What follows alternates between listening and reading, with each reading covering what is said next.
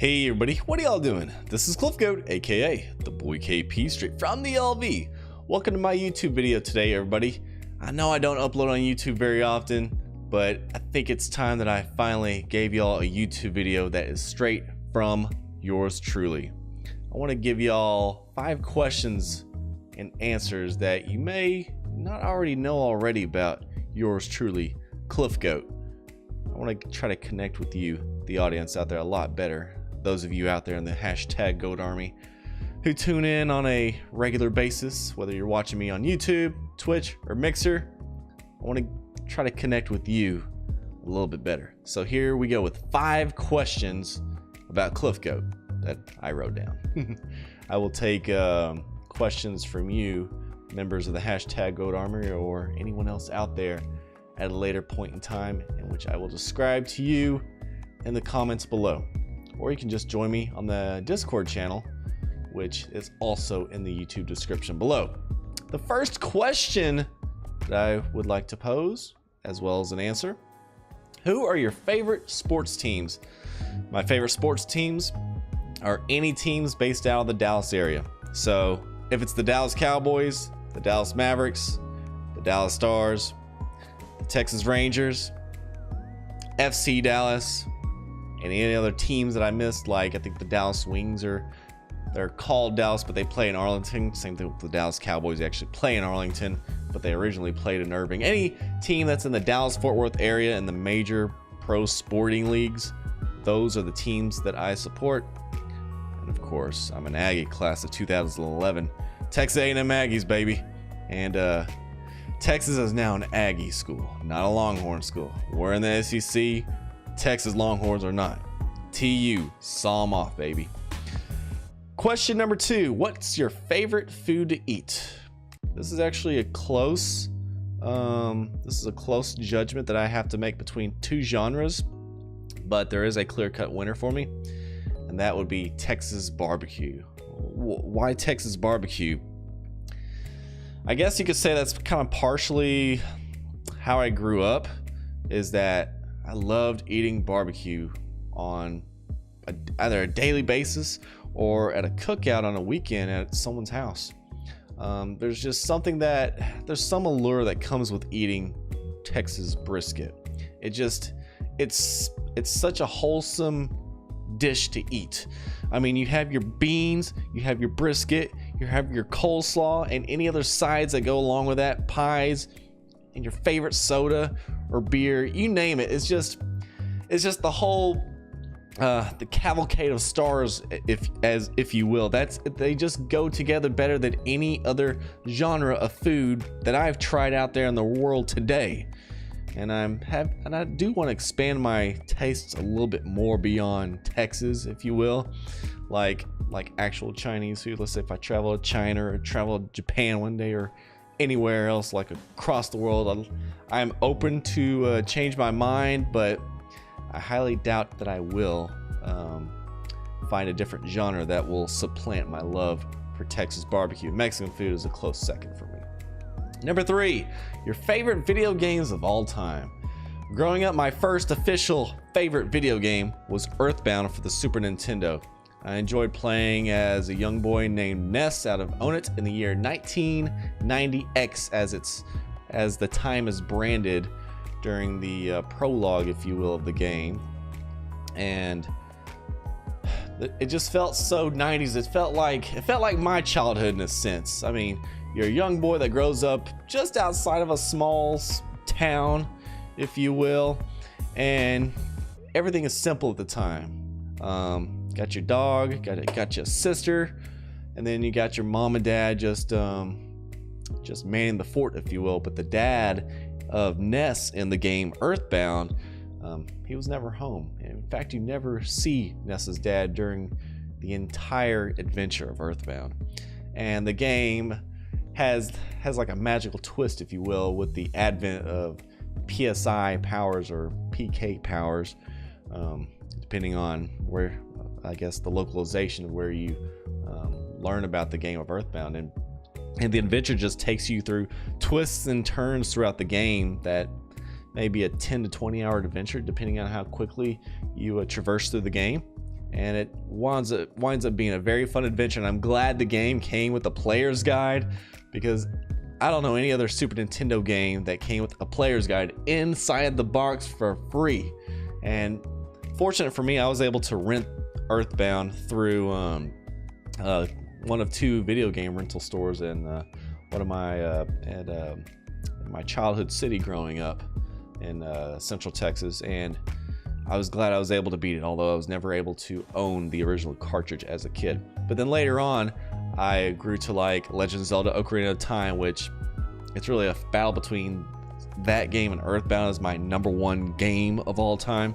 But I would probably give it to Zelda Ocarina of Time, because that game, I use a player's guide for that game as well, but being able to go through all sorts of different environments, whether you're trying to solve temples in a forest, or in a lake, or in a volcano, or in some creepy place called the Shadow Temple, which the Shadow Temple may have given me a nightmare or two whenever I first played the game on the Nintendo 64. But definitely memorable experiences that I can definitely never forget. And not to mention fishing as well. I used to play the fishing game with one of my best friends growing up, and that is part of what gave that game a lot of replay value. And then some of my favorite games later on in my life, in college and beyond, the Call of Duty series, mainly Modern Warfare 2 through Black Ops 2, I played heavily. I think I played, like, I remember one summer with Modern Warfare 2, I would wake up at 7 p.m. and go to bed at 10 a.m. during my last summer of no responsibilities, while during my Bachelor of Science program at Texas A&M University. And I think that went for at least a month or a month and a half before I had to ramp up and take some IT certifications for CompTIA, A+ in network certifications, and then get ready to head back to College Station to finish my last year and a half of school. And oh man, it was a fun summer, but depressing. But it was the end of an era, if you will, of no responsibilities, if you will. But I still enjoy Call of Duty today, and Rocket League, that's definitely one of my favorites as well, because that game is all about action just as much as Call of Duty is. Call of Duty is like crack to me, and Rocket League may as well be the next best thing to crack, because I like games that just give me that chemical reaction of give me more, give me more, give me more, trash talk, you name it. Excellent games. But I can't really say that my favorite games going forward would be a game of the pace of like a Zelda or an Earthbound, because I gotta have that action now. It's gotta be some sort of like crack-like activity, if you will. I've never tried drugs in my life, guys and gals. I do not condone doing drugs unless prescribed to you by a legitimate doctor. Question number 4. When did you get into live streaming in YouTube? So this is a 2-part answer. I got into YouTube back in 2012. After I acquired my first job out of college, I was able to acquire a capture card, and I already had my Xbox 360 playing Call of Duty games. And I know at the time there was already myriads of YouTube uploaders at the time. Live streaming wasn't really at the forefront of media or video content online at the time, but YouTube uploads were all the rage. Machinima, Woody's Gamertag, CNNers and whatnot. I never really got big, and I'm still not big as it is now, but I'm trying to go up that road, if you will, to become big, or as big as I can for me one day. And I have a lot of videos I uploaded from playing like Modern Warfare 2 through Black Ops 2. Some videos that I've made private on my Cliffgoat YouTube page, because there's a lot of perhaps derogatory language I'd rather not share with the masses. But there's been some other videos that I was able to share some of my most exciting times, if you will, and you can see those videos on my YouTube page right now. They're probably dated like 2012 and 2013. And also, I think I did some Halo 4 videos as well, but not so much those. Call of Duty, because that game was like crack, like I said on question number 3. And with live streaming, I really picked that up in 2017 after I bought an Asus ROG gaming computer. I know how to make my own custom build computer, but I just wanted to go with a smaller form factor at the time, based on my budget and the space I had to work with at the residence I had lived at the time. And I really kicked things off with Legend of Zelda Breath of the Wild. I had acquired an Elgato HD 60S capture card, and I had a computer fast enough. It had USB 3.0 on it, and the problem was on my other laptops that I had, they weren't powerful. They didn't have the proper USB ports. It was only like USB 2.0 ports. So I said, I want to live stream, and the only way I'm going to be able to do it with console, on the Switch anyway, and provide the necessary level of professionalism is to implement USB 3.0, aka buy a new computer.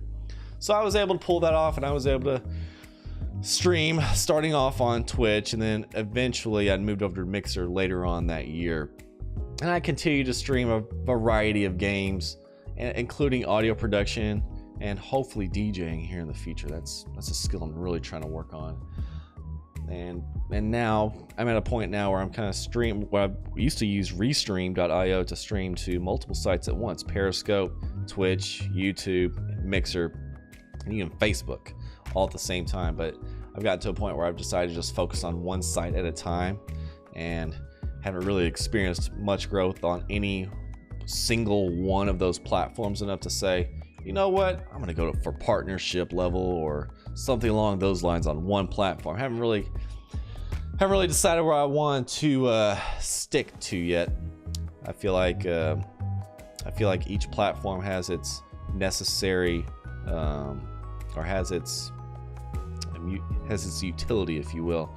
So like Mega Man Maker works best on Twitch because I have a queue I can work off of that's programmed for Twitch or YouTube, whereas Mixer, where it has that FTL faster than light technology, maybe I want to chat with some of the members of my hashtag Going Army on the Discord voice chat and have them watch me at the same time, whereas on the other sites there's gonna be like a few seconds of delay.